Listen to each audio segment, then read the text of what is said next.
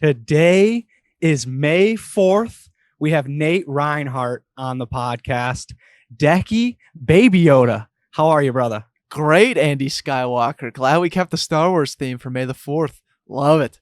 But yeah, we have to shout out Baby Yoda because we have Nate on the podcast, and shout out to him being an OG sponsor with Metro mugs and sticking Baby Yoda on a mug and having that go viral for us. Yeah, our most sold merchandise product is Baby Yoda with the Backpocket logo on a mug. And that was thank you to Nate Reinhart, who's been honestly a great friend for at least 2.5, 3 years now.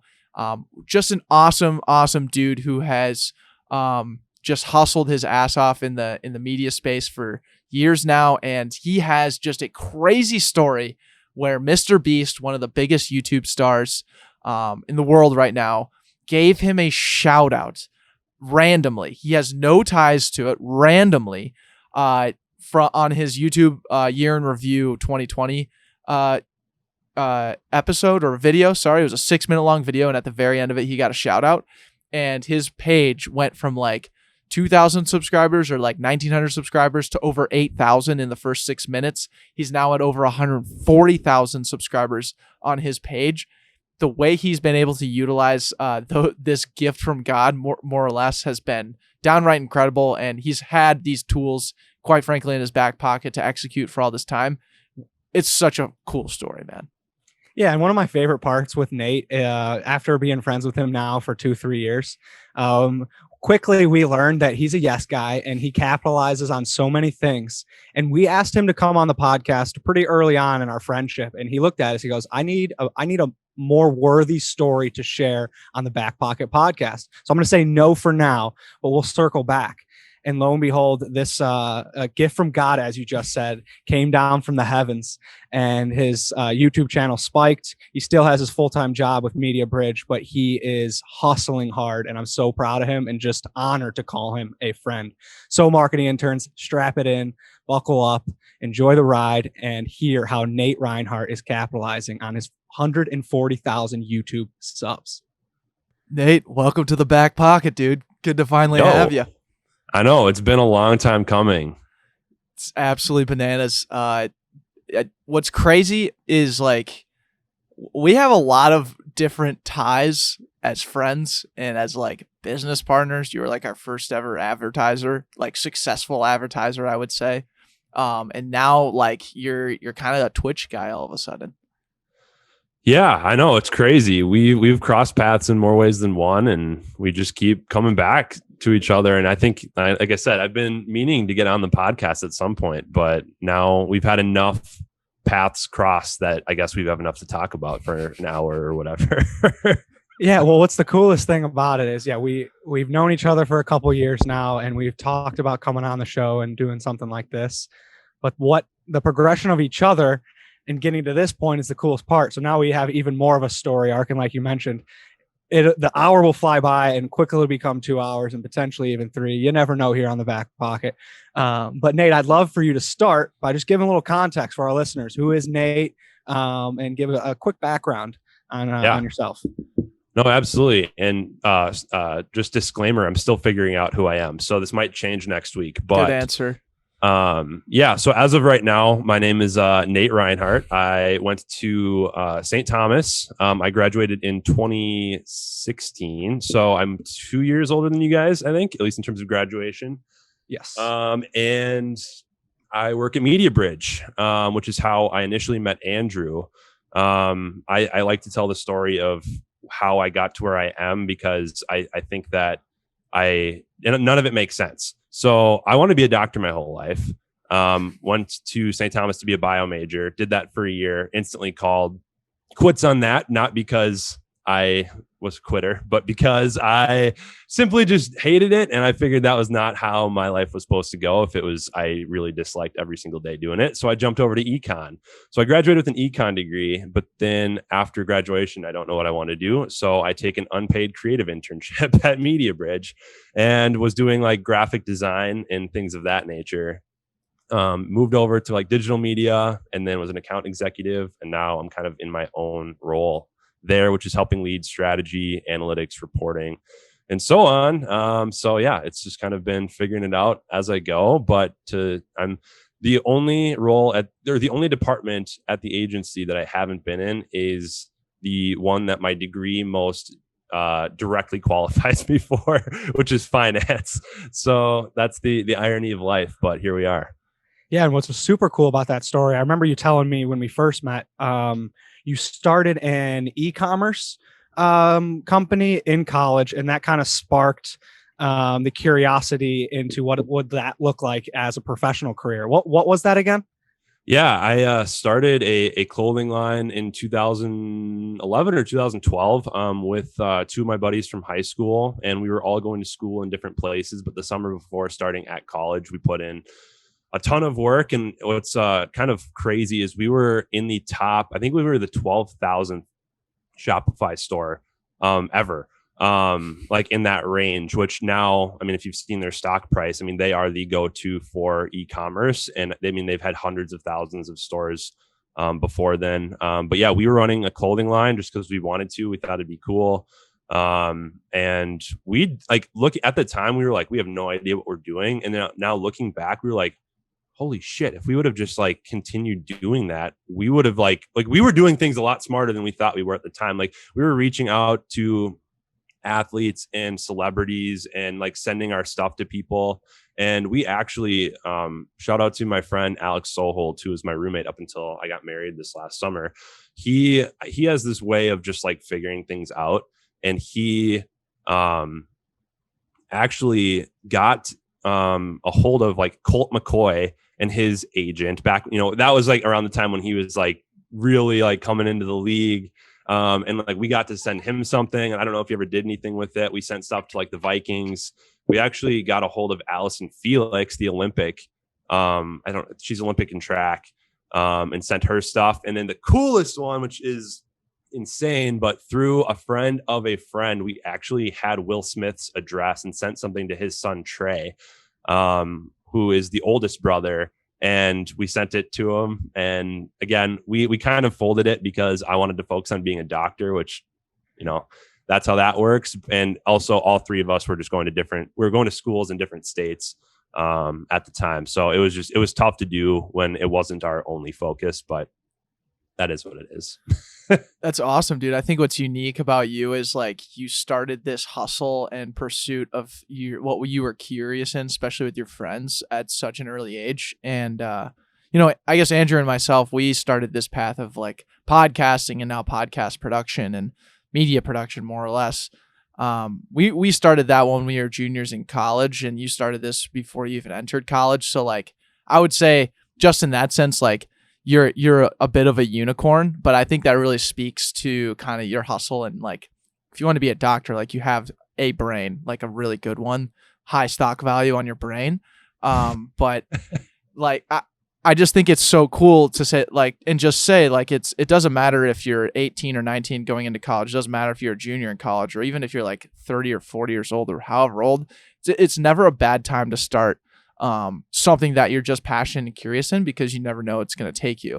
And you never know how much fulfillment it's going to give you either. Like if you just genuinely like to do it, it's going to probably give you some value.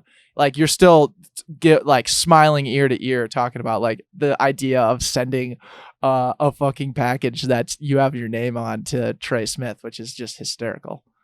Yeah, no, everything that I've done in my life, even if it hasn't worked out for what it was in and of itself, it has paved the way for something else down the road that has been tangible. Now I'm back to using Shopify in a greater capacity for everything that I'm doing with Nalter Deeds, which we can get into in a second, I guess. But like that, it's just like if I didn't already have some of that knowledge and like that curiosity, like, and also even going back to high school, it all kind of ties together because that's when I started my YouTube channel, which it was 2009. I was a freshman in high school. I had an Xbox. I loved Call of Duty. And so I got really big into the Xbox Call of Duty YouTube scene. And I was, following a lot of these people that were the first to really put videos on YouTube in the gaming space, like at least to the capacity that it's become now. And now everything is kind of live stream focused first, and then standalone content second in a lot of ways. But because of that, and because of YouTube, I taught myself Photoshop and Premiere and After Effects. Like, I torrented them, and sorry, Adobe. I didn't have the money at the time, but now I'm a paying subscriber. But like, I downloaded thousands of dollars of software just to like figure it out. And that's how I taught myself how to edit my own videos. And, then I put that aside to focus on college, and then do the TKC, my clothing stuff. But now in my daily life, I'm using that same skill either at MediaBridge or like what I'm doing on the side. Like, I still use Photoshop and Illustrator and even Premiere on a weekly basis. So even if like I said, even if the thing in and of itself doesn't end up working out, like TKC, I don't necessarily have plans of bringing that back. The fruits of the labor that were gained from just like the process are what carry on. Yes. And that exact finishing sentence right there is why we have connected so well over the years. So process oriented, so much fulfillment comes from just trying something new, failing, learning at it, and just being continuously curious, like Deck mentioned. And that's the coolest aspect.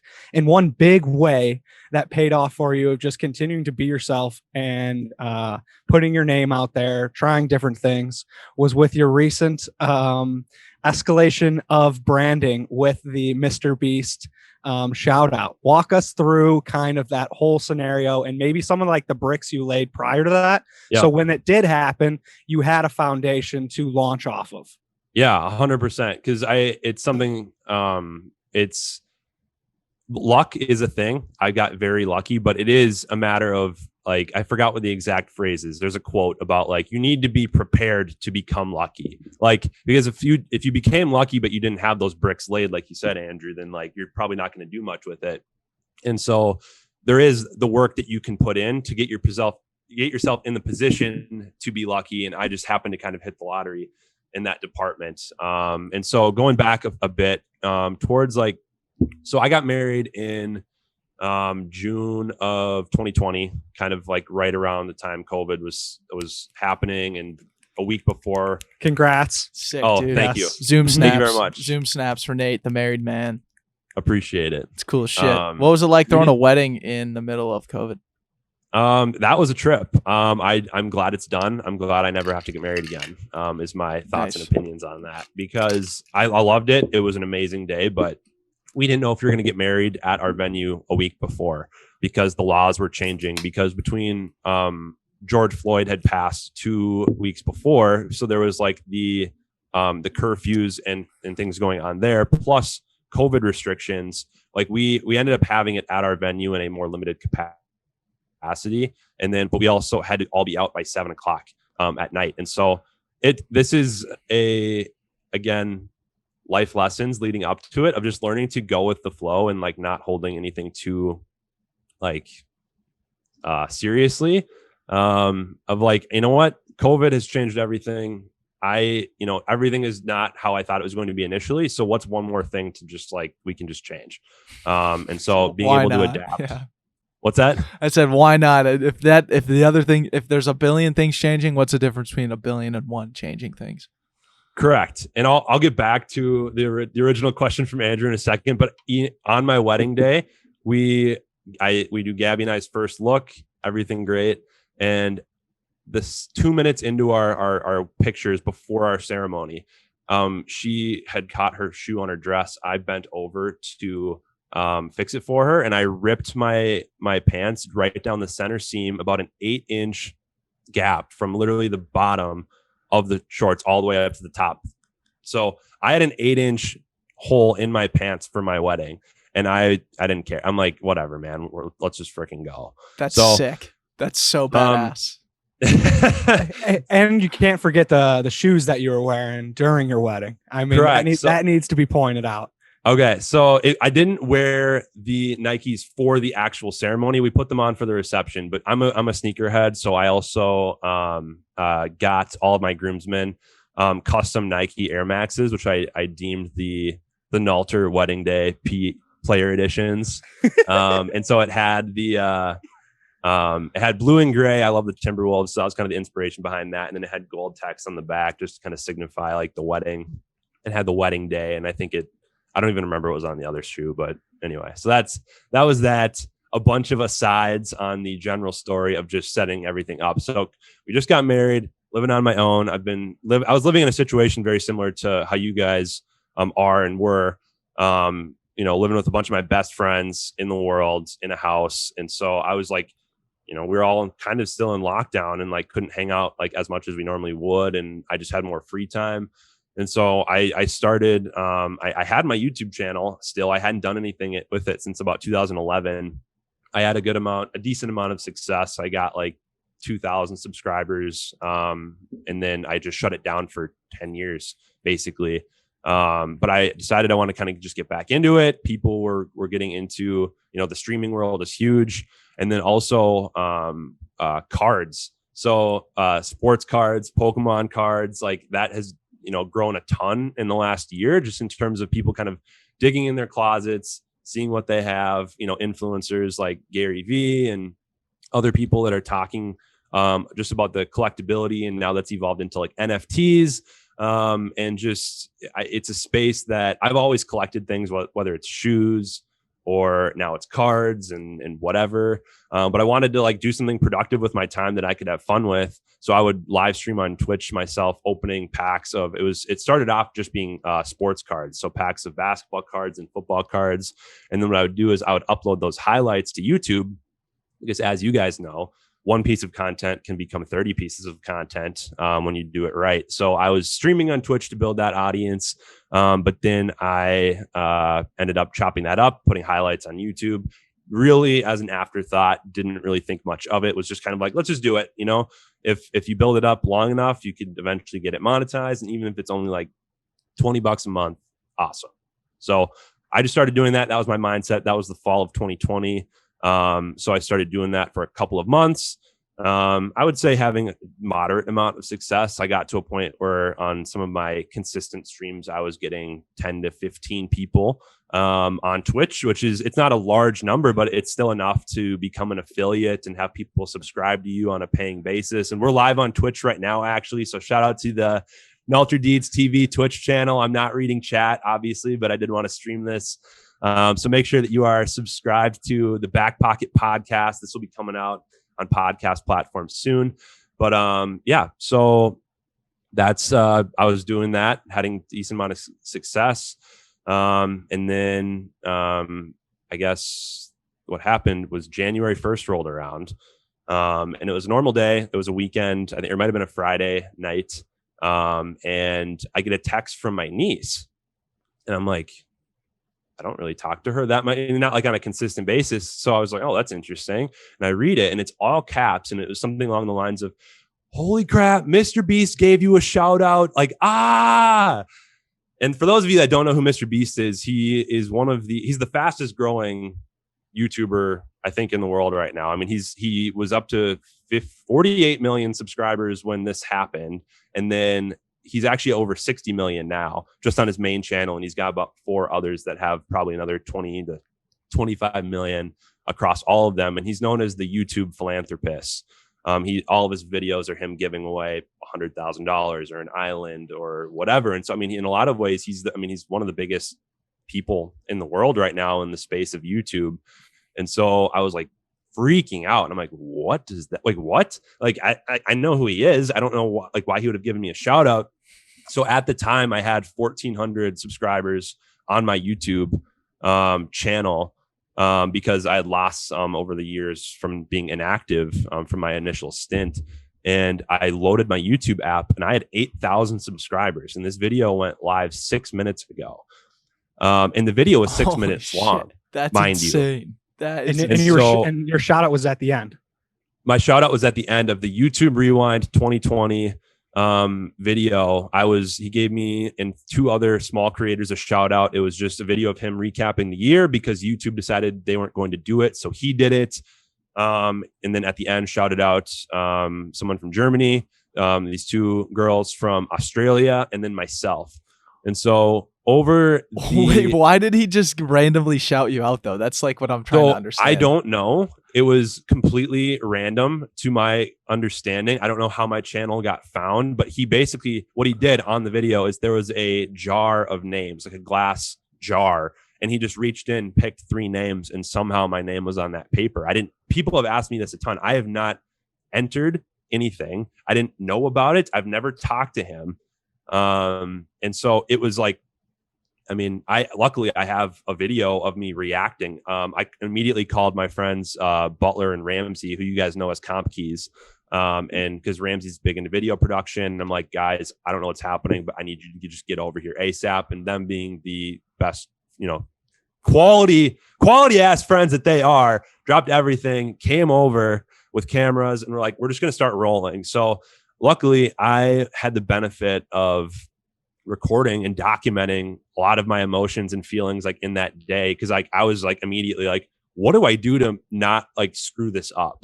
So over the course of the next I hit 100,000 subscribers in the course of 24 hours, and then I went on to hit about 140,000, and then now I've been kind of levitating around 140 to 138, and then I got back up to 140.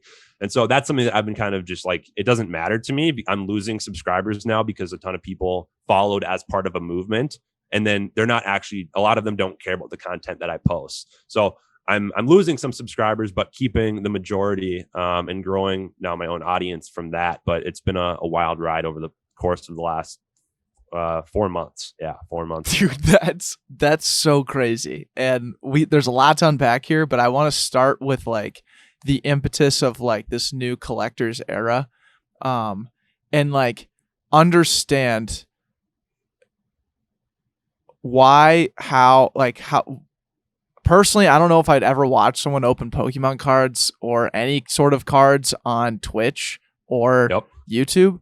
But can you kind of explain or maybe educate me like on this like industry as to like how it's kind of come about, or like the entertainment value or of it necessarily? Yeah, I think a big piece of it is nostalgia. For any of us that opened cards as a kid of any kind, I think it was like, oh, mom went to Target and grabbed me a pack, and I definitely remember that. Just for the record, like opening a pack of Tops was awesome, and you had like your book, and you would, I totally understand that. 100%. And so I've done a lot of thought process behind this, because I'm just like, why do I enjoy it? Why do other people enjoy it? And like, why is this so fun? And I think part of it is nostalgia. I joke that my content on YouTube is premium nostalgia content, as far as it's people that like people like us. We're a few years removed from college. We're still we're millennials or maybe older Gen Zers, that as a kid we loved it. We probably stopped doing it when we got to like middle school or high school in most cases, just because we were focusing on other things. But now we're a few years removed from college, and we have expendable income. And it's like, I think there was a TikTok sound that I used where it was like, I have adult money. And like, this is like, now that I have adult money, like you can spend adult money on things. And I mean, that's true. Like, if I want to spend $200 on a pack from 1999, to like, not only is it the feeling of opening it again, but it's like, it is an investment to some degree. It's an investment, but it's also a gamble, because you're not guaranteed the value of what you're probably paying. But in some cases, you're going to pull a card that, because it's older or it's just more rare, and if it's from a modern set, that it's worth more. And then if you get that professionally graded by a company like PSA or Beckett, that if you get a high grade, like a 9 or a 10 on those cards, it 3x's, 5x's, 10x's the value. And so there's a lot of people out there that probably think that like, oh, you stream Pokemon cards? Like, why? And I'm just like, do you understand that a first edition holographic Charizard in PSA 10 just sold for $500,000? Like I don't think a lot of people understand that. And so it's something that Pokemon's actually bigger on YouTube than sports cards are. Maybe that's a weird concept. At least I thought it was, but there's not really that many people that are doing sports cards on a huge level on YouTube. And so maybe that's a gap that as time goes on, that will be filled. But there's tons of people that have millions of subscribers doing nothing but either opening Pokemon cards or just talking about Pokemon. And so that's been a big focus of mine, just because it's more affordable than sports cards. It's tough to find right now just because every Target and Walmart in the world is sold out. But it's super fun. And then just going back to your original question, like what's the appeal? Every pack, there is a spot in it where there is a guaranteed rare. And so being able to just kind of, and again, not everybody has the money to open cards. So, but you kind of still get the thrill of being able to open this pack and what is that last card going to be. And so that's why I've started to create, it's almost like a full production of, like, I was joking with you before we started rolling, of like the soundboard that I have. And so now what it's evolved into is I'll open packs, and whether it's for myself or from somebody else, we pull something. I just pulled a card a couple nights ago that it's worth $600. And I have like 30, 40, 50 people watching me, and everybody in the chat is going nuts. People are spamming emotes. I'm, playing, and his name is John Cena. Bum, bum, bum, bum. Hit that button. Hit that button. All right, here we go. So, like, it's just like there's tons of people that join the streams, and like they're like, I don't even know Pokemon, but I like hanging out here. Like, and it's good vibes. I joke that my streams are PG-13. I try and keep it clean, but if I'm going to if I'm gonna have my one allocated F-bomb that is allowed in PG-13 movies, like I'm like, all right, guys, I'm gonna use it, and then like boom. But like it's just like it's become this thing where it's a show, and I have fun doing it. And apparently other people enjoy watching it, and so it's become this side hustle that I'm making, I would say, a modest amount of money from YouTube. It's nothing like quit your job and do it full time at this point. But the other thing is I've created a website now, which, going back to everything we talked about at the beginning of this conversation, of being able to use the things that I already knew how to do in order to launch a website. And now I actually sell packs on my website for people to buy. And then when I stream twice a week, I will open the packs that people buy on my website for them on my live stream. And I get to freak out over other people's cards. And then at the end of it, I send it to them. And so that's actually evolved into a legitimate, side hustle. And over the course of, it's been only about 2 months, but I've sold around $11,000 of packs doing just that. And that's not revenue. That's not profit. Like, I'm not making huge margins on that. But at this point, I don't care. I've put every single penny that I've made from YouTube back into the channel in some capacity. And I plan on continuing to do that because I have the benefit of having a full-time job and not needing to do that. And that's just kind of, I'm throwing gas on the fire. Right. No, I love that. That's just that's the coolest thing. I know Dex got a question for you, but real quick, the idea that it's actually happening, like the passion for cards, Pokemon cards, playing cards, the rekindling of that really jazzes me up, because that hit, I know Deck already mentioned it, but that hits home. Like I remember specifically carrying my deck of football, baseball, basketball, hockey cards to school and trading with people in recess. Like, that was what I did habitually, third, fourth, fifth, sixth grade. And any penny I would make, I'd ride down to Albert's card store. All he did was sell cards.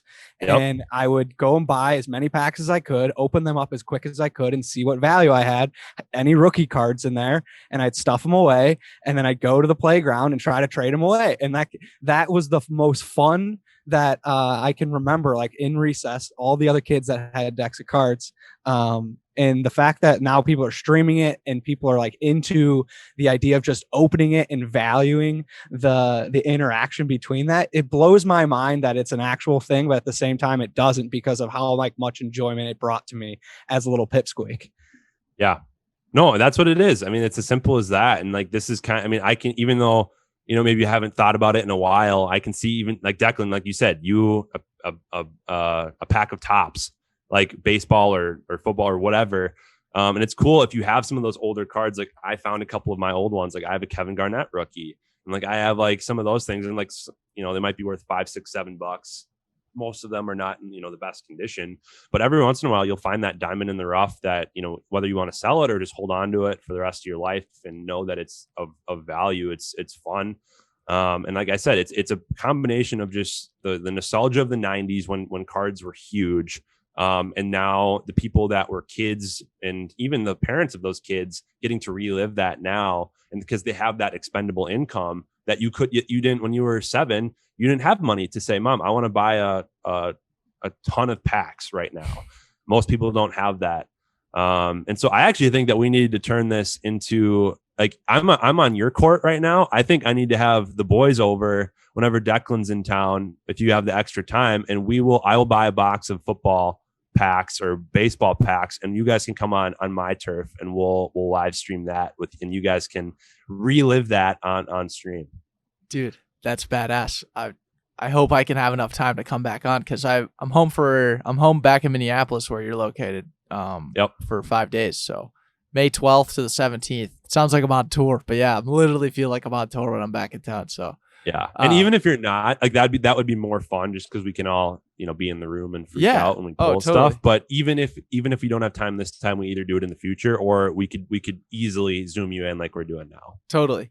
Well, and it's you did a great job of explaining it, because at the crux of what we're talking about is like an industry that was already existing, making money and providing just like tons of entertainment and thrill to us and bunches of people like us back when we were young. But honestly, like, the card industry didn't like go away in the 2000s and the 2010s.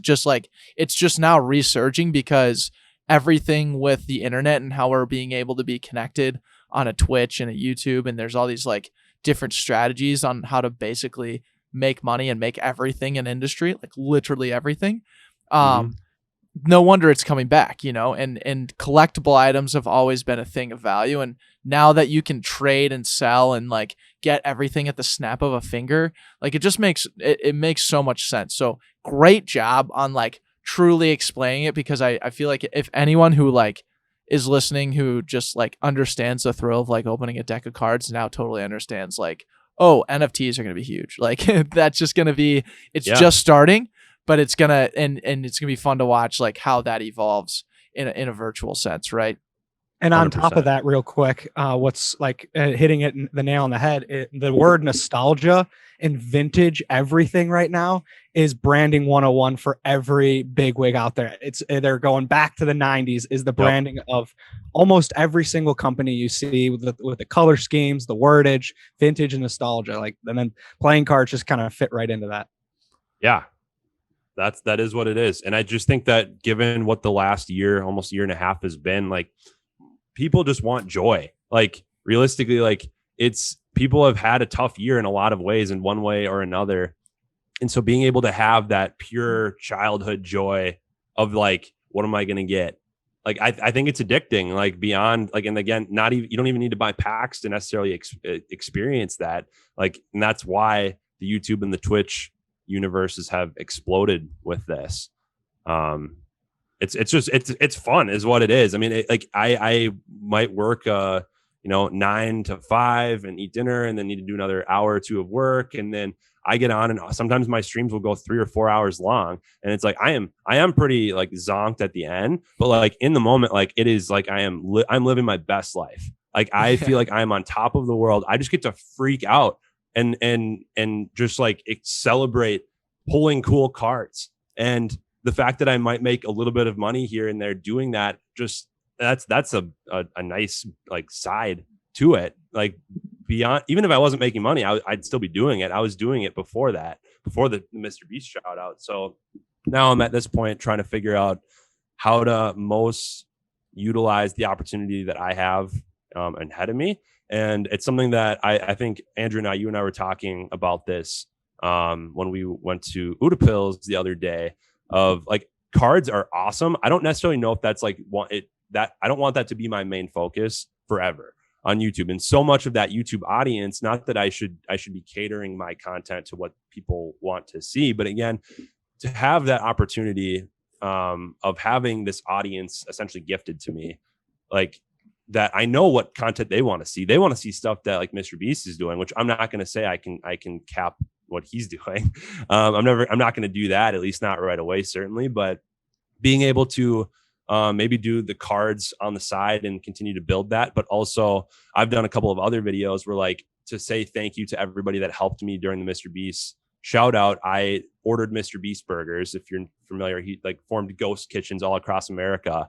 And I made a video doing that, and then brought those around to like all my best friends, and just made a fun video out of it. And it was like 4 or 5 minutes long. And like that video got like 16,000 views. So I'm like, if I could start, the card streams don't even get that many views.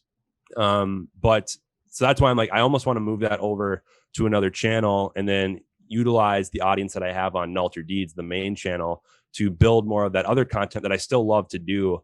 But yeah, I'm in the midst of figuring that out. Yeah, I think it goes without saying, like Gary Vee always talks about the idea of like, oh, you can make money off of basically any side hustle nowadays. And like, he's totally right on that. But I think what is kind of missing in that take, or what everyone should like to truly take away, is like, step one is find what you just love to do online, because there's so many goddamn things to do, and just go do it. And if you make money, it's just like passive income that you get on top of whatever you already do. It's not like you're saying, like you were just kind of explaining, like, oh, I'm not going to like stake my flag on the card trading moon and stay there for the rest of my life until I'm 1 billion years old. It's like, I was gifted this platform. I'm doing this right now, but like, you are a fluid person who has fluid interests. So like, honestly, that's kind of the best part, is you get to be fluid about how you progress through and find like the most joy at the end of the day. And I think that's just what's super fun about it. And it's what's cool about your situation now is you have this like gifted little pool of people that are now kind of following you around. And I'm sure that has a lot of pressure, right? Because like before you were doing it with 100 people, now you're doing it with 140,000 people. So like it's a little bit different, right? But yep. I think what it goes without saying, like you have the tools to kind of pursue your potential. Yeah, I would agree. And I mean, it's something that I struggle with this on a daily basis, because part of my brain is like, quit your job and just put everything I have into this, because this is a once in a lifetime opportunity. And I'm like, that is not the smart thing to do necessarily. And so it's not, I love my job. I love the people there. This just happened to it happened out of nowhere. I did not expect this. And it's like, I don't want to, in 10 years, 15 years from now, say, if I would have just like given it a little bit more and like went for it, it would have been more successful, and it would have been 10x. But it's something that I have learned in a good friend of mine, Chris Anderson. When this is all kind of starting to happen, he's like, just remember, it is a marathon, not a sprint. It is a marathon, not a sprint. And so I've held on to that. Other people, like tons of people that were following me in that moment too, were like, listen, we know you're going to be overwhelmed. Just do what you want to do. Figure it out. We'll all be here regardless. And I'm like, what on earth? Like, why are people so cool like that to even like say that to a random stranger they just found on the internet? And so like, I mean, I don't know if you guys are familiar with Discord. Like Discord, it's like Slack, but for gaming. Like it's for forming communities. And honestly, it might not be a bad idea for the Backpocket to get one. Yeah. We've been told before to start a Discord community, and I was not really sure. I used it for fantasy football leagues, and I was like, it's not as good as Slack and whatever. But ever since then, somebody was like, you need to build one. So I put one together on the second day, and now I have a community of like 800 people, which is not a lot compared to the YouTube channel. But it's people that I can talk to in real time, one-to-one communication, and have this community that lives with or without me. We're there like we have topic chats about like sports and cards, and here's pictures of my pet. And so people are like in there talking about random stuff, and it's building this sense of community when I'm not even there, which is the coolest thing. And like, I know that in a lot, I am the figurehead or whatever. And so, I have to like that. I'm the reason the community has formed. And as I continue to put out videos and whatever, it will grow and sustain itself. But it's something that's one of the coolest things that's happened from this shout out, is building this very loyal, really fun, positive community on Discord too. And that's been huge. So I definitely would recommend that to you guys, even if you just put it out there. If you don't focus on it, just having it as an opportunity to connect with people, it could be a cool thing for you. Yeah, I think it sucks sometimes because like we do so many we just do a billion things all the time. So like whenever you think of like this idea of bringing another thing in, it always is like a little overwhelming. I know Andrew's a little bit overwhelmed today. He could discuss that here. I know he wants to say something. I can attest to that. Real quick, Nate, did you hit your camera button? Yep, I've got mine on. Yeah, Okay, dude. sweet. Kids dialed in. But I've heard Discord chats are awesome. We had a podcast guest on not too long ago who started it's called Sixth Floor Trading. No, Andrew, what's it called? Devin Winter. What's his It's 6-4 trading. 6-4 trading. Okay, I was unconfident, but nonetheless, he has a Discord community where they discuss. They wake up every morning and do day trading, and long-term trades and whatever. But it's all centered around trading in stocks and crypto. And he just started this like membership, and now he has like paying subscribers to basically be in this like membership like group to talk stocks all the time and get like this like sort of insider knowledge. But he was also another person who was like, you guys need to start a Discord chat. And I think really at the end of the day, it's all about just like building these like really good genuine communities where you can not only like create the community where everyone's like having a good time and feeling comfortable and grabbing value, but at the same time, like for someone like yourself, or even when you're at the head of it, like I feel like feedback is such a big aspect of it. Like, you know, you want your like your main riders, your main dogs to like stick with you through the ups and downs or through your different changes. So like, is that sort of a part of it for you? Or I mean, like where do you find the most value?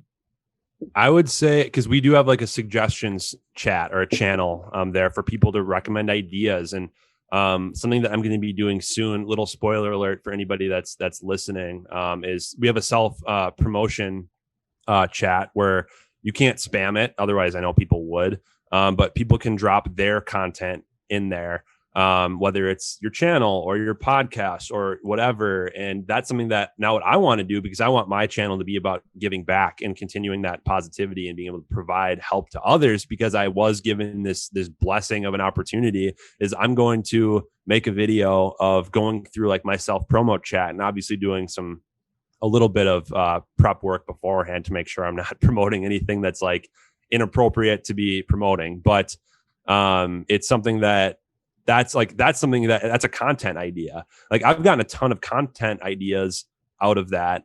And then also, what was I going to say about Discord?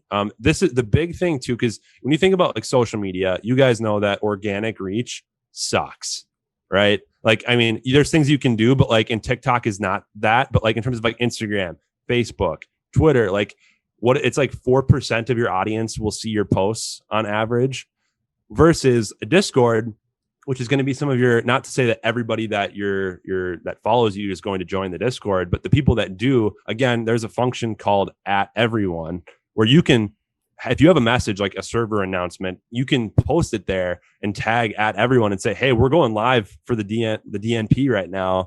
Come join us on Twitch. And you have a one-to-one direct communication that is, they are all notified by that. And these are all people that want those types of notifications in most cases. And so it's not social media because it's not out in the open. You have to join it. It's an invite based, but it's like if you could post to all of your followers at once, would you, and like all of them would be notified? Would that be of value to you? I would say yes. 100%. Totally. Yeah. And so I think, I 100% get it. Andrew and I talked about this week of, there's only so much we can do. Like we have very limited time, and you guys have done a really, really good job of outsourcing and finding really cool people to help you and help grow the Back Pocket into what it is today. And so Andrew is encouraging me, because I'm at that point now too, of like, I am more than happy to do like film videos, do these things. But I don't have the time to edit and have a full-time job, be married, live stream, record videos. I can't edit and be consistent with it. Mm-hmm. And so he was like saying, find somebody like we've done, like find somebody in college that wants to learn. And I mean, this is a very unique opportunity And so I think there's probably somebody out there that would be interested in helping me, and I'm more than like happy to pay. Like it's not going to necessarily be huge because I'm not making a ton right now, but like it's something that like I would more than be happy to provide somebody what I am making so that I can continue to grow it and do everything else that I'm doing. I think Yeah, or go ahead, Andrew. Yeah, I mean, and Deck probably will add to it, but that's the ideal situation where you can bring someone on that's equally as passionate and might have a bunch of raw talent, but that passion exceeds and anything skill that they bring in every single time. They care about joining what you're up to, and if you just pass along one task at a time and grow with them, Yep. they will start to buy in, and when you win, they win with you, and it's just a really cool circle that we've been able to build with our interns that genuinely care, if not more at times than we do, about the growth of Backpocket. And it's like, it's so fulfilling to see like them get lit up about the same things that I do, because we've taken so much time and effort into incorporating them into this community called Backpocket.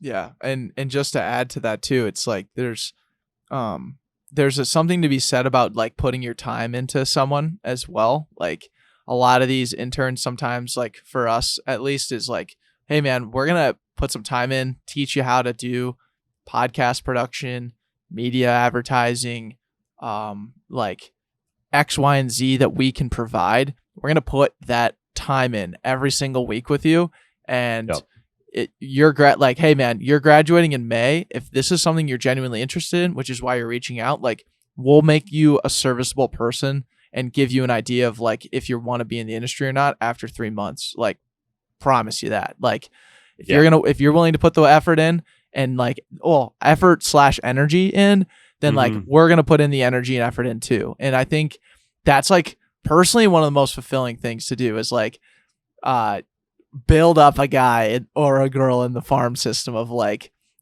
sharing your passion. Yeah, like I love video editing, and I'm gonna teach people how to make like Friday beers memes on Adobe Premiere, and then like teach a guy over a course of 3 weeks, and then all of a sudden he's making like awesome Bochella promo videos that we need to have for Bochella. You know, like it's just shout out Kai Carlson. Shout out Kai Carlson. Guy put together a legendary Lion King Circle of Life video. It got taken down by Instagram. We're gonna work on a workaround there, but like the Twitch stream last night was popping off because I put that in as like a commercial during like Andrew's prep time, and the chats were going nuts. They're like, it's funny that we have to watch this over and over and over again, but I can't get over the Lion King video. And I'm like, dude, because it's fucking good. Like, yeah, it's awesome. But you're going to be just fine with it. Like, it's one of those things that when you boil it down, it's like, you can only do so much. And there's a lot of things that you want to do. And that includes spending time with your wife. That includes opening the cards. That includes just physically doing the actions in front of the camera. And like at the end of the day, there's so many things that go along with all of that require your 100% undivided attention that aren't going to take the hit for time commitment. And a lot of times, like, people want to spread themselves out so thin and try and just get like C's on every class. But like Matthew McConaughey said in his book, when he cut his production company and like cut his music industry, and he goes, I was getting B's in all of my classes. I want to get A's in the things I cared about. So it's like, cut those things out. Don't necessarily end them like Matthew McConaughey did because he had to, but just like use that as kind of a blueprint. Like, okay, I'm getting a B in post production. Like, let me try and outsource this and teach someone, and that way I don't have to like sacrifice my time with my wife so I can get this video done. You know, like that kind of stuff. And that's 100% what it is. Because I'm very lucky in the sense of Gabby and I are in a good spot. She's in veterinary school, and so she's grinding just as hard as I am. And so I think that if one of us didn't have that thing that was required maybe more effort than just a 9 to 5, it would be a lot tougher. And so I know that that's not going to always be a thing. And I mean, she comes first, obviously. And so being able to make sure that I'm not, slacking at my full-time job, I'm not, not doing anything with YouTube and Twitch, and then also making sure that she's fulfilled and my dog is taken care of, and she doesn't feel like she's bearing that whole burden, because I have a 11-month-old French bulldog that is just like a shaken up bottle of Mountain Dew. He just wants to run around and be crazy and eat things and whatever. So that's something that I'm working on actively right now. But I know that I need to outsource. I am 100% on board with that. And so hashtag sponsored post. Anybody that's listening to this, if you're interested in assisting with any video components or just general help with my channel and stuff, reach out to me on Instagram, which is @NalterDeeds. So anyway, thank you guys for the advice on that. I'm excited of course. I also wanted to pick up where the story left off. So like you were basically gifted 140 grand in subscribers, 140 subs. Sorry, I shouldn't say grand. 140,000 subscribers, and this comes out of literally nowhere. We have no trace back to why this man, the Jesus Christ of YouTube, has now gifted you this opportunity. Like, what were and I know you kind of had this like overwhelming freak out moment, but you capitalized, and now you've kind of been playing it for this first quarter of the year.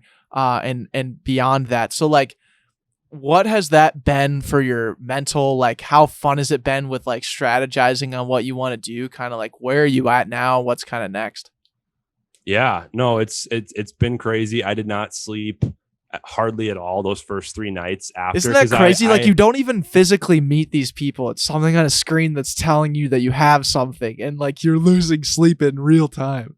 No, it was crazy because I had, like I said, 6 minutes after the video went live, I had 8,000 subscribers, which is 7,000 more than I had 10 minutes prior. And then every time I would refresh, it would go 800 more, 1,000 more, 1,200 more. And I'm like, this is the opportunity. I knew it was the opportunity of a lifetime in the moment. How do I capitalize on it? And so I think I got 6 hours of sleep over the course of the next 72 hours because I was like, I need to film videos. I need to go live. I need to set up my Discord. I don't even know how many total comments I had on all my videos, because people would go back to older videos and comment. They'd go to my recent ones and comment.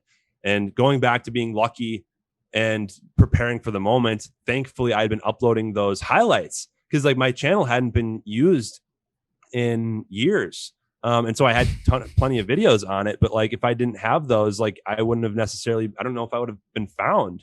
And so it is crazy, like the butterfly effect of that. And just being able to, I think over the course of the first 72 hours, I responded to 2,000 comments or more. Just like in my head, if I can respond and make a personal connection, even if it's just saying hi with 2,000 people that took time out of their day to say, congratulations, that's awesome. I think that at least a few of them will stick around, and I would definitely say that was correct. And so some people have been saying like, oh, you need to not just do live streams, you need to do other things, which is true. But live streams gives me the opportunity to connect with people on a one-to-one basis. And now I have people on my streams that are regulars. And that I'm live on Twitch right now, like I said, so I can shout out Anthony Swenson, who's watching right now. He's on almost every single one of my live streams. And like, I now have that connection with him. As many and with many other people. And Anthony Swenson rocks ass, dude. And that guy sounds like a good dude. Yeah, he totally does. So it's something that I know I have not done everything perfect. I don't think that anybody in my situation would. But coming to grips with that of just, again, it's a marathon, not a sprint. And just being able to acknowledge where I'm at in life. Because I've had those what ifs. What if I was in college right now? I'd be probably failing. I'd probably be dropping out because I could put so much time into this. Right now, I can't necessarily do that. Like I have commitments to other things, and like that's totally fine. But like acknowledging where I'm at and just, working with the Legos that you have in front of you is the analogy that I've used before. And yeah, I think taking it day by day, acknowledging that I can't do everything perfect, doing what I can, doing what I enjoy. And then, as I know you guys are going to agree with me, it's about failing and pivoting. You fail, you optimize. Like that's, you figure things out. I am not afraid. I have had videos that I think the highest, like I've had a couple that have hit 80,000 or 100,000 since this has happened. And then I uploaded one where I thought it was going to be a banger of a video and it hit 600 views. And I'm like, out of 140,000 people, 500, like there's only 500 that cared about this. And like, that's kind of humiliating in some ways. Oh, very, like, dude. Super humiliating, man. Like, I'm sure you guys have had plenty of those moments. You put time and effort into something, like hours of work, and it doesn't pay off immediately. But you fail, you fall, you get up, you put the Band-Aid on, and you pivot to figure out why, and you keep moving forward. So as far as my plans, I plan on continue to keep growing the live stream side with Pokemon. And I'm going to be bringing more sports cards onto my site to be doing the same thing I'm doing, but on the sports, just because it's a whole new audience there. I still love doing it and keep continuing to do that because it's growing day by day and week by week. But then also finding ways to do some more of these like competition style videos like that are super popular on YouTube. And just like, I would love to get to the place where I love the TV show Entourage. I think there's a lot of dudes out there that do, because it is a lot of people's like dream as a kid. Somebody makes it big, and then they bring all their best friends along for the ride, and everybody's taken care of, and you basically just get paid to have fun. And like, that's what Mr. Beast is. He made it, and all of his videos, I think people like that he gives back, but it's also him and his original boys, just like having fun, doing stuff together. And so I'm like, I want to do that. Like, not to say that I've made it. Like, I am in a position where I can make it. I have to put that work in now to get there. But what can I do? Because like, this is an opportunity. YouTube's not going anywhere. YouTube has only been around since 2006. That's 15 years, which is not a lot. And just to think, like, Mr. Beast, I think, made $27 million on YouTube last year. I don't know if that counts sponsors or not, but like, and the funny thing is, he gives most of that away. Like, I don't know if he might make six figures on that, because he bought an island for his best friend, and then he had to give it back because the taxes were too big on an ongoing basis or something crazy like that. But like, if I could get to a point, not to say that I want to copy Mr. Beast, but like, I could do stuff like that. I am one of those people that I don't think there's anything that I can't accomplish. And I don't say that in a cocky way. I just say that there's people out there that have done way more things than I have been way more successful, have made way more money with way less assets than I have in my current position. And so I'm just like, I will be so disappointed in myself if I don't get to at least a sliver of what, a Mr. Beast or somebody else on YouTube has done. Just because it's a wasted opportunity, which I say that with also recognizing the process and not expecting that to happen overnight. But that's kind of the mindset that I have. I have that competitive of like, I'm going to be pissed off if someone that like they figured it out. People get famous on TikTok all the time and turn that into a career. And it's like, I was given this out of nowhere.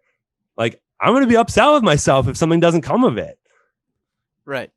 No, and the thing is like, dude, you have the tools for success already. Like, you've put in the groundwork. You've the quote that you're referring to, by the way, which I'll pull that right back up here, is luck is what happens when preparation meets opportunity. And so like, it goes without saying, you've been preparing for this type of opportunity your whole life, and now you have the tools to execute. And now it's just like, have fun and go do it. Find joy. It's quite simple, but it's also very overwhelming. And the idea of like, what if is like that anxious thought that creeps in time and time again.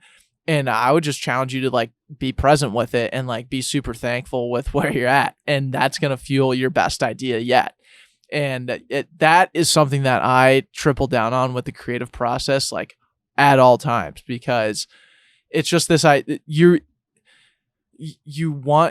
think a lot of the influence, especially with creativity, comes from like what you're digesting in the current time. So like, you're going to pivot in a certain way to something new that you've never done before. Hence like us with maybe Discord, because 3 or 4 people are telling us to do this Discord thing in the last like month and a half, or like, hey, this Clubhouse thing, you guys should give it a rip. All these different things come across your table at all the times. And if you're not being present, you're going to miss the opportunities. And then you're going to look back and be like, damn, I missed it. Just like what you said with maybe the e-commerce thing or whatever. But regardless, you just got to continue to chop away, lay that perfect brick every single day. It's just fun to have the opportunity. And it's fun to have the tools to operate in this society right now that is so remote, so online, but so connected in some sort of different way. And it, like, 100%. when I go surfing in San Diego now, like I could complain so much about my situation living in an RV in the middle of the desert. It's about to be 120 degrees. All these different things, but I'm like, damn, dude, like I'm living it, man. Like I got a good situation going on in my life. And that helps me just like understand that like this is such a specific moment in my life. Like I'm going to be talking about the time I lived in an RV for decades to come, as long as I live that. But I think at the end of the day, I keep putting myself in these situations because I'm just like taking what comes my way. And to say a year ago that I was going to be here, like a year ago, I was with Andrew in that studio. If you had come on this podcast a year ago, you would have been sitting across from Andrew and I shooting the shit over, a couple beers in our studio. A year later, now I'm here. It's so important to stay present with it because there's so much good content just from the idea and the mindset of staying present. 100%. I could not agree with that more. Yeah, and that it's so fun. And Deck has circled the wagon already, but I'm going to reiterate it. Like it is so fun to be able to play in this space with the amount of work that's already been done and the backing that you already have. Like what you need to do. It's just a matter of simply continuing to do what you're currently doing and letting that evolve into something, finding a way to add to your repertoire of things that are happening. This is like this virtual space where you're just trying to get as many eyeballs as possible, but which eyeballs matter, and finding like the ones that are going to resonate the most. It's a virtual space and you don't really get to interact with it in person, so you might as well make that one-on-one impact when you can. And that one guy, what's his name again? We got to shout him out Anthony again. Who's Jenkins? The guy? Is it Anthony? Wait, the chats, the guy in the chats. Anthony Swenson. Anthony Swenson. Like that is going to replicate itself. The Anthony Swensons of the world will continue to be around, and that's what's the coolest aspect of being in this space. And then on top of that, what you're doing, Nate, and I think is the coolest aspect, is a mirror image of you. You're not doing anything that you wouldn't already be doing. And you've said this already, that is what fires me up. Like you talk about the TikTokers that go viral. Okay, they might have just like hit a pocket of something that they now they're pigeonholed in, and they have to be in that space, and they become this alter ego that they never intended. Why we've always connected is like we are passionate about these things, and it's simply a reflection of who we are, and the people that continue to gravitate into this circle are like-minded people, and that is 100% the reason why Deck and I continue to do this podcast, is because we have the ability to chat with like-minded people that are passionate about something, they care about it deeply, and they're continuing to do it daily. And I love having these conversations every Thursday because of that. Yeah, no, you said it best. And I've loved seeing the progress of this podcast from whenever the first time I heard about it when you were interning at Media Bridge, and just like, I have listened to some of the episodes, and I'm just like, it's cool. Like everybody, like there is this fascination of just like chasing whatever drives you, and just to see people that are actively doing it, it's refreshing, and people are figuring it all out.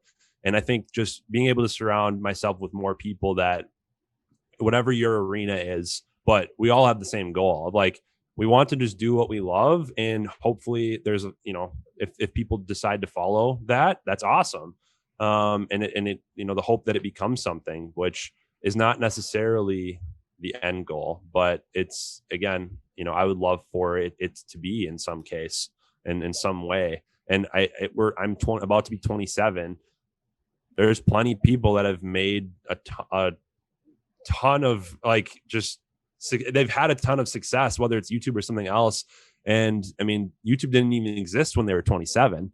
Like I have to keep reminding myself. And like, I know I'm not a huge Gary Vee person. Like I think he has his place like in the space, but I do respect what he's done, and just like knowing like where he came from with his wine stuff. And I don't know, he was in his 30s or 40s or whatever when he started that. So it's, I don't know. No, I know what you mean. And what's interesting is for a guy like Gary Vee, who's lived, before the internet era and being a hustler before the internet era, and then seeing the internet and social media era and just like capitalizing on it, because he's just a hustler. And I think that's just like that's the part that speaks the most to me, is like, if you're willing to hustle, like the opportunities and the things will come. And as long as you're like, you got a brain and you're good, you're confident and good at what you're doing, then the opportunities will come. And I think what's interesting is like for us and for you, converting your audience into real life. Like, Andrew and I come into situations like, I feel like a lot of what we do is just a series of problem solving towards the things that we love to do, like a Coachella themed boat party in Minneapolis, the biggest boat party in Minneapolis every summer. For the Twitch listeners, you should definitely come. It's a blast. But like, that was an idea just like one random day, Memorial Weekend in 2018. Like that's a small thing that became this big thing that now is a series of problems that Andrew and I have to solve. On top of that, the way we solve the problems is through like the people that we either meet online, they hear about us, we know them personally. And like, I truly try and grow and problem solve everything that we do through like the genuine connections we've met through doing this podcast and starting this production company over the last 4 years.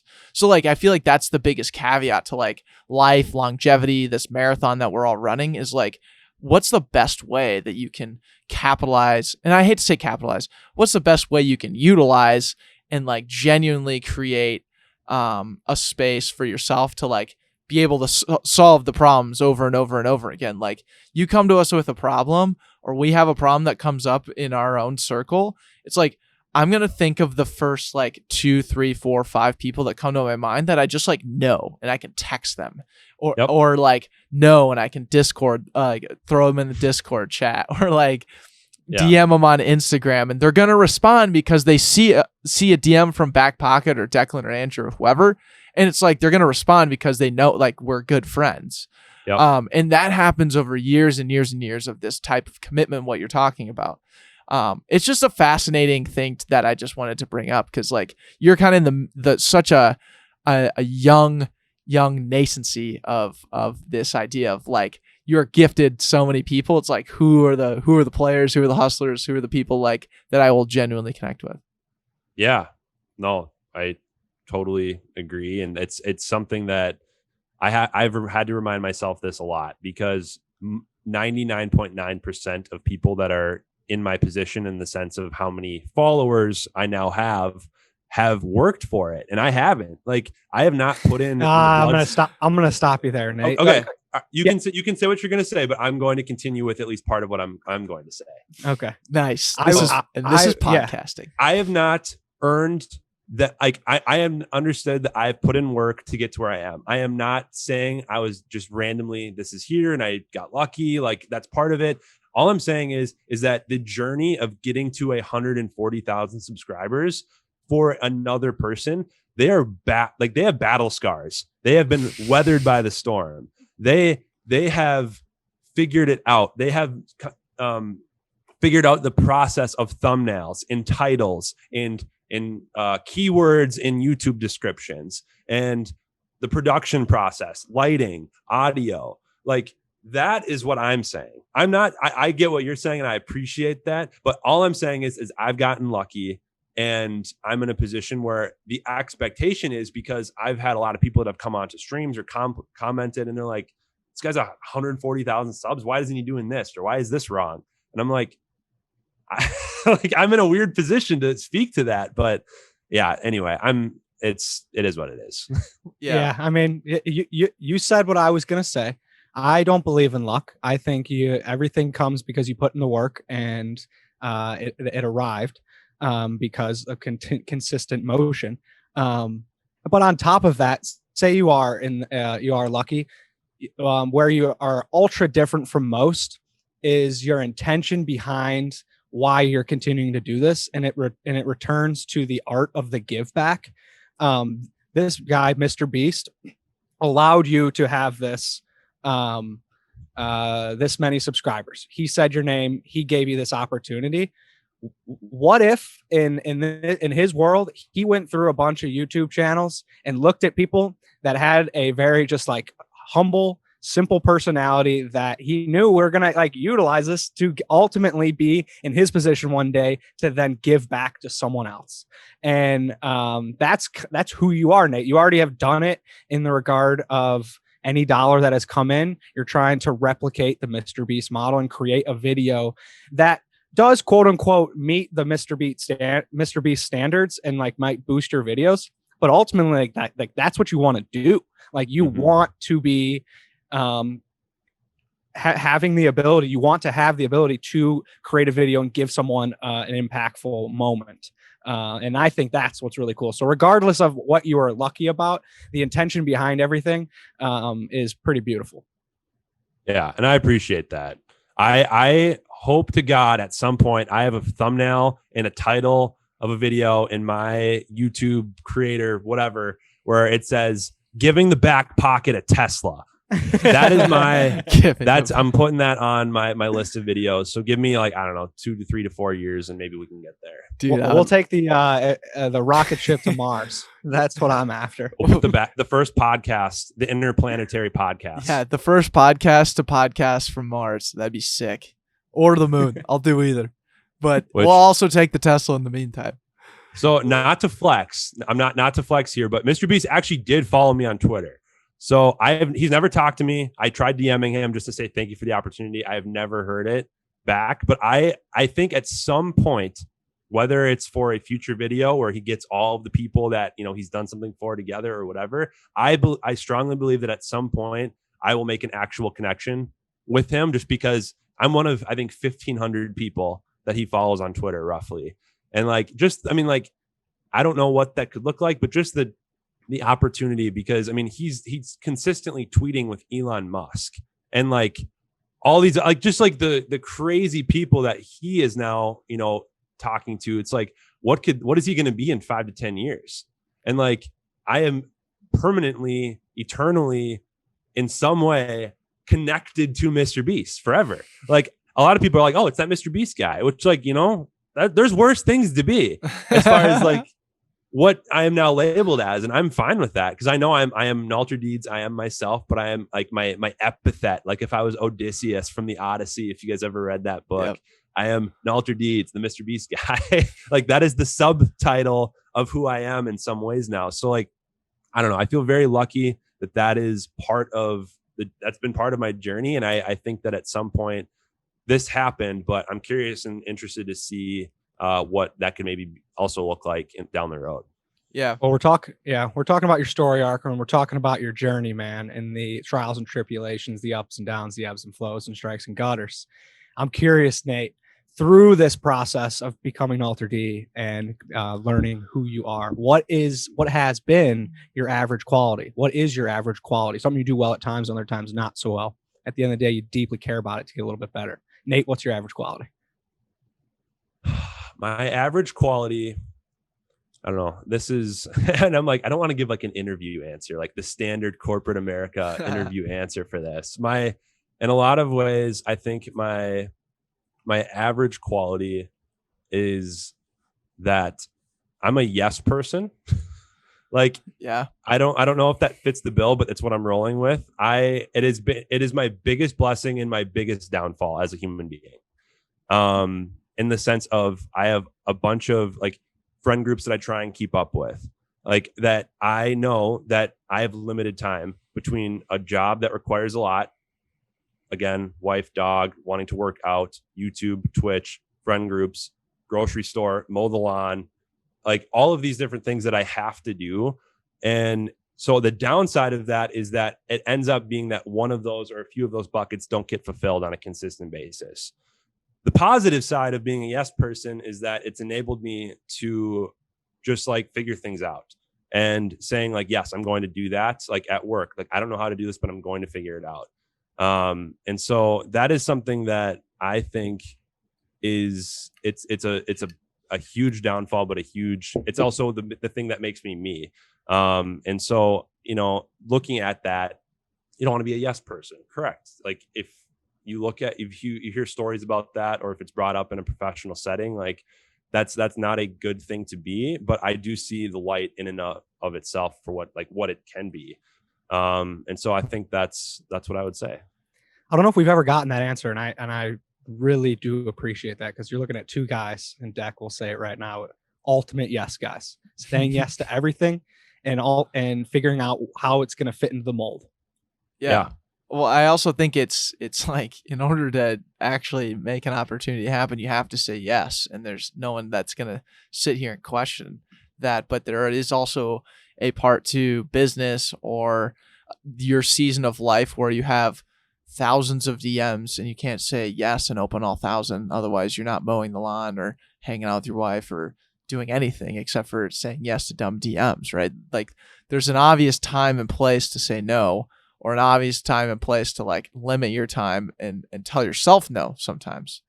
And I think it comes, like Andrew said earlier, like it ebbs and flows, right? Your yeses will ebb and flow based on what's coming across you. Your yeses got you to where you are, but your nos are probably going to free you up to, pursue the things that actually matter, essentially to where your yeses got you initially. So I think, like you said, it's a great average quality because it's always something to like keep front of mind, especially for Andrew and myself. It's like there's definitely plenty of people out there that we've had to say no to now, and going forward we'll probably say no to more often because of just different opportunities that are coming our way. Like, you can't shoot us down for saying yes to some podcast production gig that we, in the past, but like going forward, when you put that up against whatever new opportunity that we now have, it's like, that's an obvious no, I'm sorry. But like,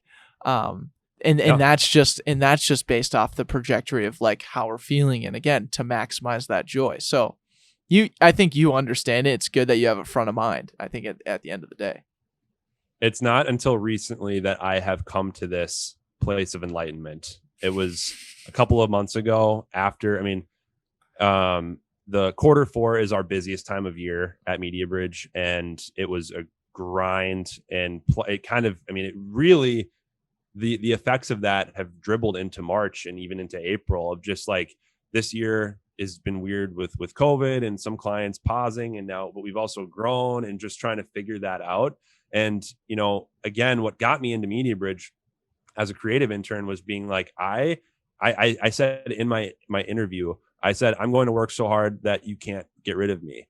And doing that like, that's what got me the job. And like, that's why I'm here and like why I've gotten to it. But it's also in my professional setting, it's been a downfall because now I'm so strapped in so many different ways that I'm a B or a C in everything.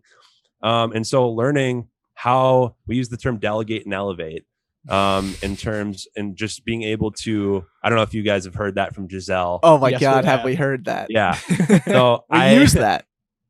It's a fun, cute saying, but there's truth to it. Like I've had to embrace that. And I am now happier than I was a month or two ago, where I was probably like, there was days where I just wanted to fall over and like not do anything, because between trying to do all of this, be a good husband, all the things we've said a billion times on this podcast already, I was failing at all of them. And so if I did not stop being a yes person in some ways and realizing I have the people around me that can take things off, not because I can't do them, but because I don't need to do everything. And that's, again, full circle with YouTube and everything. That's why I need help. Like, that's why I need to bring that person, because I'm never going to be fulfilled in this if I just consistently feel like I'm failing because I don't have the time to put into it. Yeah. Mm-hmm. No, I love that. And I think it's so funny because like at the end of the day, this marathon is all about just being smart enough and aware enough to keep proceeding.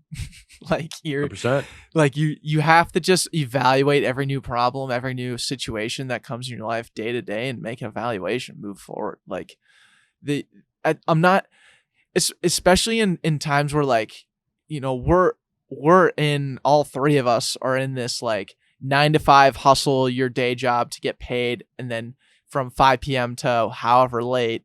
We always call it the 9 to 5 and then the 5 to 9. It's way later than 9 I p.m. love that. Yep.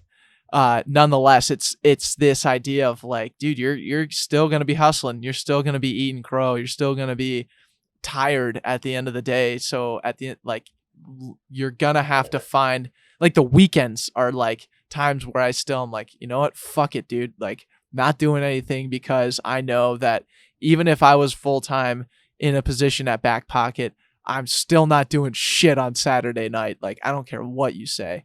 Or like just setting, and maybe it's not that Saturday night. Like, for granted, you're still like kind of technically always on call, pushing the ball forward, but like, I'm not doing media production on a Saturday night. Like, I'm watching UFC, or I'm hanging out with my girlfriend, or I'm doing whatever I want to do that like I genuinely want to do. And I think we're getting to a point now where, you know, we're actually getting kind of, our time will continually start to free up as things become more efficient. We don't have to drive to work anymore. Wake up and go to work. Okay. Yeah. That, for some people, that frees up 4 hours, like 2 hours of like full on commute. And like, okay, I'm not going to drive to the gym anymore. I'm just going to work out in my home, you know, like that kind of frees up some time too. And like organization wise might free up some headspace.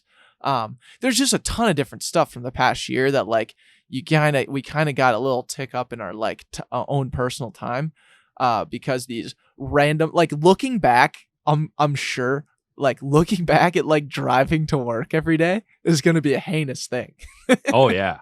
I will never purposefully sit in traffic ever again. What a absolute waste of time. Like, I know that people are like, well, I like to drive because I know I can listen to my favorite show or podcast. Some people are sitting in traffic listening to this right now, and I hate to disdain those people. Yeah, and I'm dearly sorry for them. No, I'm kidding, but like, it's just, I am somebody that I do like to minimize.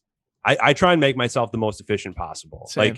Outsourcing the things that I don't like to do, like whether that's grocery delivery, or, you know, if I don't want to take care of my dog, I might put him in daycare for a day. We did that last week because we had an HVAC person coming to our house and didn't want to deal with our dog freaking out all day, which, you know, just like little things like that, and learning how to implement that. I am all about that. And again, going back to your original point, traffic, it can be cool to relax and have a moment for yourself. But in the end, I absolutely hate sitting in traffic. So I will probably never intentionally do that again, as long as I can, which probably isn't always going to be possible, unfortunately. Well, yeah. Amen. And through the journey, I'd love to ask another Backpocket core question, man. What has been in your back pocket when pressure has become stress and anxiety's rising? What do you have in your back pocket, Nate, that helps you overcome these situations? And it could be in the very moments that we just described, being a yes guy. Yeah, I kind of alluded to this earlier. I thought about this question before getting on, and I do think that the thing that I have in my back pocket that has gotten me here is the belief that I can do anything I put my mind to. Like, that's corny, that is super cheesy, but like, in just a weird example of this, like senior year of college, I was graduating. I could have actually graduated a half semester early, but just for the sake of wanting to finish at the same time as my friends, and I didn't have a job yet, I was like, I'm just going to pick up some extra classes that I think would actually be interesting and just like do what I want to do for a semester. But I didn't pick something like athletics related, or like, I don't know what another cool example. I picked computer science, and I took intro to computer science. And it was one of the toughest classes I've ever taken in my life. And it's a class where I think we started with over 20 and we finished with 7 kids finished the class. And I got a B in that class. And I would say I was I was not a straight A student. I was probably a B+ A- student. That's just how I was. But like, I was more proud of that B than I was of any other class I ever took in my life, because I had to work 10 times harder to just survive. And like, that's proof that like, I just did it because I wanted to like see what it was about. And I didn't think, there was times where I wanted to quit and just not do it. It was not necessary, but I'm like, I figured it out. And I still, like, I don't necessarily use it on a day-to-day basis, But now, like, part of my full-time job is building dashboards, and like I use some of the things I learned in that here. And like maybe that's a stupid example, but just like I was never of the mindset that I couldn't figure it out. I was at the point where this sucks. I don't know what I'm doing. I probably cried at least once at the thought that I might fail a class for the first time in my life. But like I figured it out. And like if I wanted to do something tomorrow that I've never done before, I'm probably going to suck at it the first time, but like I know I will figure it out. And like I just think that confidence in myself has gotten me way farther than a degree, than in intelligence, than anything. Like really, it's just like there's going back to what I said too, of just like there's people out there that have had been in way worse spots than I am right now that have become great. And so that mindset in the back of my head at all times, it drives me a lot. Dude, that's badass, man. I love that. What were you learning in that computer science class? Because I had a very similar experience with my intro to computer science. It was like C, C++, C++, Java. Yeah, so I actually took two. I took the second class as well. I took Intro to Programming, which was primarily Java. I think one of them was Java and one of them was JavaScript. Okay, never mind. You're good.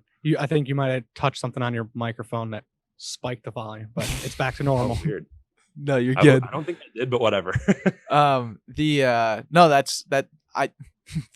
The initial question of computer science, I was just on top of mind. But did you ever have Dr. Sawan as a teacher at St. Thomas? He's like the best. He's like the best fucking computer science teacher of all time. Like that guy rocked my world, but he was so rocking. If you didn't, it's not a big deal. So I did not have him, but I do remember the intro guy that I had. His name was Jarvis. I think it was Tim Jarvis. Yes. And I'm going to give a shout out to that guy because he actually taught me a lot besides computer science. He was a hard ass. He was, if you didn't put like a period where there's supposed to be a period, you get the whole question wrong. Like not to say like he was just almost no emotion until after the midterm, which was the weed out test. Half the class dropped out after that test. And then after that, he knew it was people that were like serious about learning and were willing to put in the work in, he changed his tone like totally. And it's because there's probably a ton of people. It was me as a senior and a bunch of freshmen that like people come in and like he knows it's his job to not waste their time.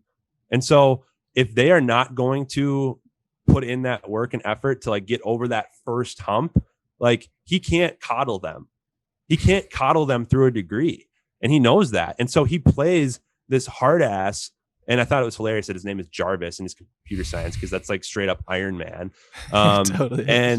But yeah, like I was like, the way that he showed up the class after our midterm, it was like, this is a new guy. So anyway, shout out to that guy. I liked him a lot. Well, and shout out to you. I mean, for that confidence in yourself and in that just aspect to have in your back pocket. And like, dude, I'm always betting on Nate if you're going into an issue where you don't know what the hell you're doing. Like that's awesome. Like that's so what you had said there. And I follow with a couple shitty questions, but like what you had said there is powerful, man. Like truly, truly awesome. The fact that it's a confidence thing. And I love that because you can apply it to freaking anything. And how great is it? And what a great lesson learned for just, college in general, like the class that has nothing to do with your degree, nothing tells you what you're supposed to be doing, but just a class that just straight up is very challenging and force you to work harder than you ever had to. Like that's the thing you hold on. That badass, dude. I love it. Yeah. I strongly encourage anybody listening at this point to, you don't have to have the exact same mindset, but like believe in yourself. Whatever that thing is that you want to do or who you want to become, you can do it one day at a time. You'll figure it out. There's struggle as part of the process. Struggle is good, and you will get there if you believe. But I think, I mean, people might roll their eyes at that, Nate, to be honest. People may be like, okay, whatever. But make yourself suffer a little bit. Like, don't be afraid of just like sucking ass at something for once. I mean, God damn it. Like it 100%. it sucks ass to suck ass at something. I gotta say it. Like, it's true.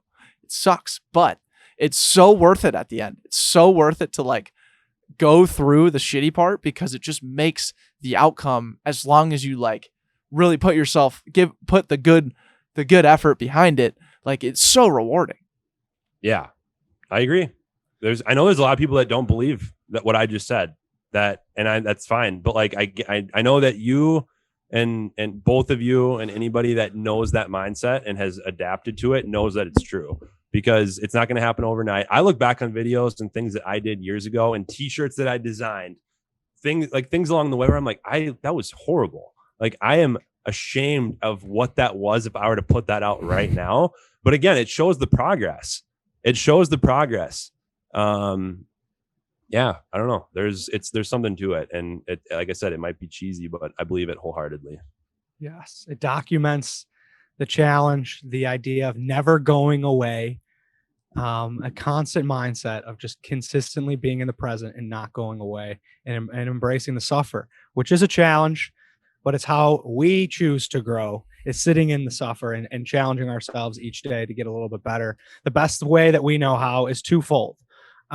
We challenge our guest to ask us, or to say, you should go and grab this person on the show.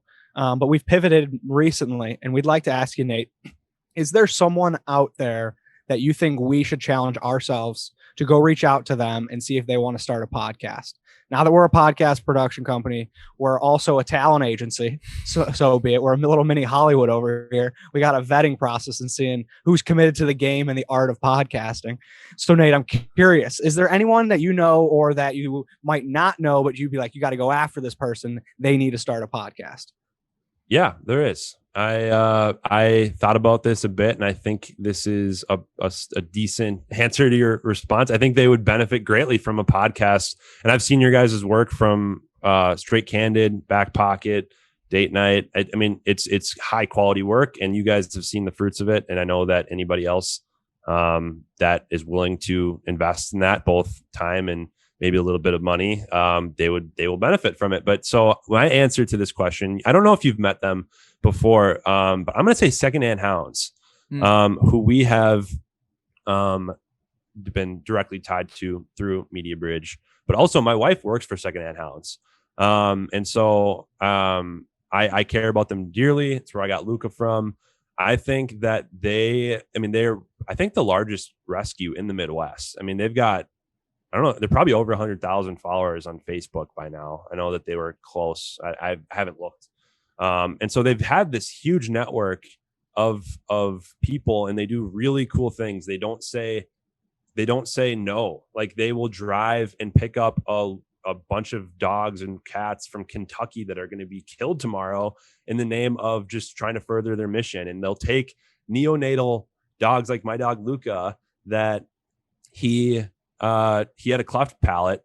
A breeder normally would probably just take him to a vet and be put down. Secondhand Hound says yes to them, and grows them to a point where they can be adoptable. And that's where we are now. I just think that there is something there, that the stories, and this is something that's super cool that they do.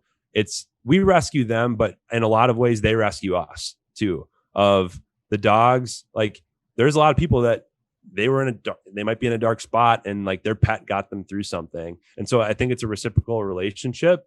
I don't know how. I'm going to leave it to the professionals, but I think that you guys could help tell some of those stories, further that mission, save animals, and make one heck of a podcast out of it. Wow. I love that. Challenge accepted. And what's cool about it is, like, there's so many amazing people doing dope stuff in the world, and it's just like, for us to have an opportunity to like take their passion, intention, and turn it into something that is in this new, podcast space or in podcast form. So like, when you talk about this reciprocal idea of like what a dog does with dog and man, or I should say dog and human, but like there is something to be said about that. So challenge accepted, dude. That's badass. Great recommendation. Well, let me know if you need help with it. I can get some dogs in the studio. Yeah, A dog podcast, strictly just dogs talking in the mics. Dogs talking. It'd be a good TikTok. I bet that's got some virality potential. It definitely does, dude. It absolutely does. And yeah, just I really appreciate the thoughtfulness of that response, and I appreciate just the thoughtfulness of this podcast. I mean, we've gone for like 2 hours now, which is just bananas. And I hope the chats are hanging along with us, and everything. But it's just been super fun catching up, man. And I just want to say thank you, and I also want to follow up with just a nice present moment question, which is from the time that you woke up today. What time are you waking up nowadays? Depends on the day. I would probably say like 6:45. That's a good, reasonable time. I like that. But it's not too early. It's also not too late. It's enough time for me to get up, do a few things, and then get started with my day. Right. It's like early enough to like know you're with the morning risers, but like also late enough that you slept in like a good hour past like maybe the morning risers did. You were healthy about it. Yeah. Yeah. Super intentional. Yes. Yeah. But nonetheless, what did you learn today from the time you woke up at 6:45 to the time we're talking now? That is a great question. And I think that today I learned just the power of saying yes. Honestly, that I'm just going to be cheesy as all cheese today, but I didn't want to go on this podcast when we first met because I feel like I didn't have a story. Right. We asked you to come on. I'm now remembering that. We did ask you to come on. You said no. A long time ago. When we got sushi that one day, I think. Yeah, we did. Wakame. Shout out to Wakame. Mm-hmm. And I know that's dumb. I realize that is stupid. In some ways, I'm like, I see all the cool people that you were having on the podcast. And I'm like, I don't really I don't have a lot to talk about, which, maybe I probably did. But I just think, a couple years ago to where I am now, just being able to say yes to something like this and just flow. And, we don't chat all that often. I might see like back before COVID, it might've been every couple of months. But we can just pick up and have an amazing conversation. And I think that that's just a testament to friendship and to just dudes that like what we're doing. And so, yeah, I would just, anybody out there that, you're maybe scared of saying yes to something, something cool might come out of it. Absolutely, dude. I think you are a testament to that in every sense of the word. And just honestly, thankful to have you as a friend, as a mentor, as just a guy who is a pioneer in the creative space and on the internet. I'm figuring it out one day at a time. Stay tuned for where it goes. And I'm serious. I want to have you guys on a stream at some point, either in person or digital, and we'll rip some packs. Dude, let's absolutely rip packs. Let's get that on the calendar. Nate, thank you so much for the time that you spent with us. Thank you to all those people on Twitch, GG's in the chats. GG's, dubs in the chat, boys. I love it. Thank you, Nate. That's a wrap.